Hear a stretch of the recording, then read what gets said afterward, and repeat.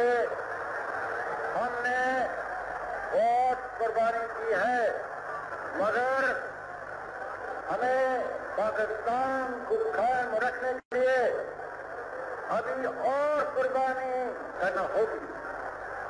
मुसलमान मुसीबत में घबराया नहीं करता।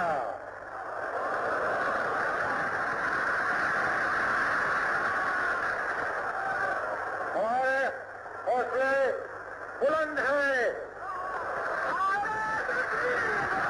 हम सब पाकिस्तानी हैं और हम में से कोई भी सिंधी, बलोची, बंगाली, पठान या पंजाबी नहीं है। हमें सिर्फ और सिर्फ अपने पाकिस्तानी होने पर फख्र होना चाहिए।